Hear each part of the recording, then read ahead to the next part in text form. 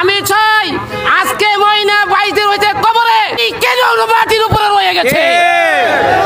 অতি দ্রুত তাকে চিহ্নিত করে সর্বোচ্চ বিচারের সম্মুখীন করতে হবে। আজকে ময়না শাহবাজপুরের হাবলিপাড়ার আব্দুর রাজ্জাকের সন্তান নয়, এই ময়না শাহবাজপুর শহরের ব্রাহ্মণবাড়িয়া তথা 64 জেলা বাংলাদেশ 17 কোটি মানুষের সন্তান ময়না। বাংলাদেশ 17 কোটি মানুষ এই ময়না হত্যার বিচার চায়। এই ময়নার হত্যার বিচার করতে হবে, যেহেতু স্বাধীন বাংলাদেশ।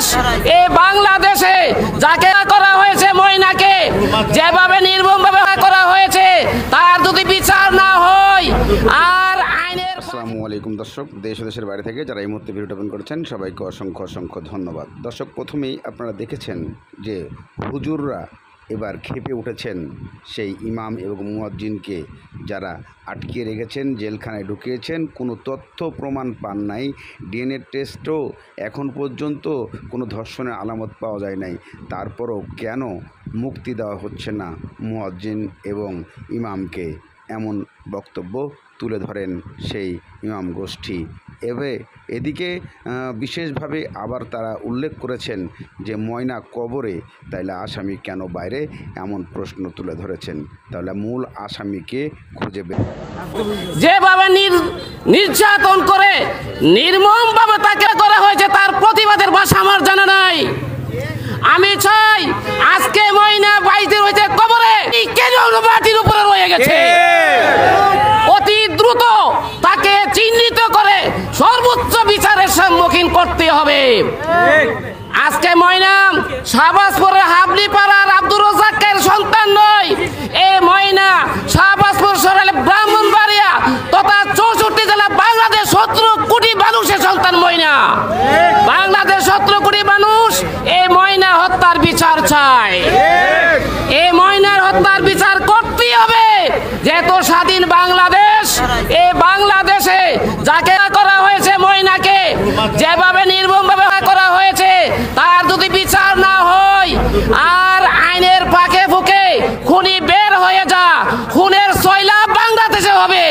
আমরা সকল প্রশাসনের সকলকে দৃষ্টি আকর্ষণ করে বলবো, আপনারা অতি দ্রুত, আমরা জানতে পারছি, এটাও জানতে পেরেছি, বাংলাদেশ ব্রাহ্মণবাড়িয়ার পুলিশ সুপার এবং আমাদের সরাইলের ওসি মহোদয় এবং তদন্তকারী কর্মকর্তা মামলার আয়ু অত্যন্ত পেশাদারিত্বের সাথে কাজ করতে আমরা দক্ষ। আমরা আপনাদের কাছে এই আবেদন রাখবো, আপনাদের পেশাদারিত্ব দক্ষতার সাথে আরো বিচক্ষণের সাথে এবং আপনাদের প্রযুক্তি ব্যবহার করতে অতি দ্রুত ওইকে চিহ্নিত করুন, বিচারের সম্মুখীন করুন। এবং আজকে কয়টা কাজ করেছে সে নিষ্পাপ মাসুম বাচ্চাকে করেছে এবং তাকে আল্লাহর ঘর মসজিদে রেখে দিয়ে আমাদের পবিত্র স্থানকে করেছে, যার প্রেক্ষাপটে আবার ইমাম মুয়াজ্জিন আমার ধারণার মতো তারা ভালো, তারা আজকে জেলে। যদি মসজিদকে করা না হতো তাহলে আমাদের ধর্মীয় অনুভূতি আসতো না, আজকের সকল মানুষের অনুভূতি হয়েছে। সুতরাং আমরা চাই প্রশাসন, আপনারা যত আপনাদের প্রযুক্তি আছে সমস্ত প্রযুক্তিকে ব্যবহার করে অতি দ্রুত সময়ে খুনিকে চিহ্নিত করে বাংলাদেশের প্রচলিত আইনের সর্বোচ্চ শাস্তি মৃত্যুর দণ্ডে দণ্ডিত করুন।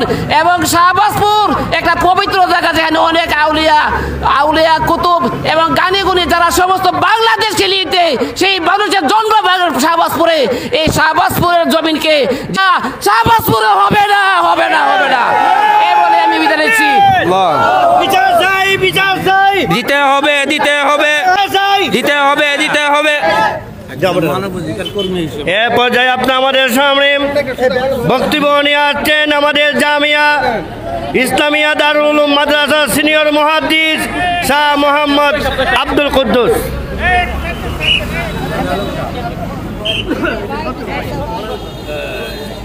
বিসমিল্লাহির রহমানির রহিম। সংগ্রামী তৌহিদি জনতা,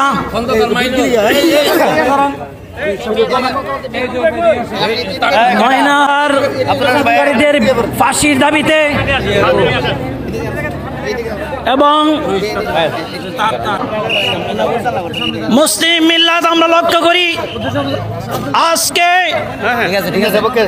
ময়না হকের বিচারের দাবিতে এবং নিরপরাধ ইমাম মুয়াজ্জিনকে মুক্তি করার দাবিতে হেফাজতে ইসলাম বাংলাদেশ সারাইল উপজেলা শাখা কর্তৃক আয়োজিত আজকের এই মানববন্ধনের শ্রদ্ধাভাজন ব্যক্তিত্ব জাতির কর্ণধার উলামায়ে কেরাম, তৌহিদি জনতা, মুসলিম মিল্লাত সর্বস্তরের জনগণ, আমরা ইতিপূর্বে লক্ষ্য করছি ময়না হত্যা যারা করছে তাদেরকে বিভিন্নভাবে বিভিন্ন কৌশলে কেউ যাতে করে তাদেরকে গোপন না করতে পারে, এই জন্য আজকে শাহবাজপুর সহ সরাইল উপজেলার সর্বস্তরের জনগণ জেগে উঠেছে।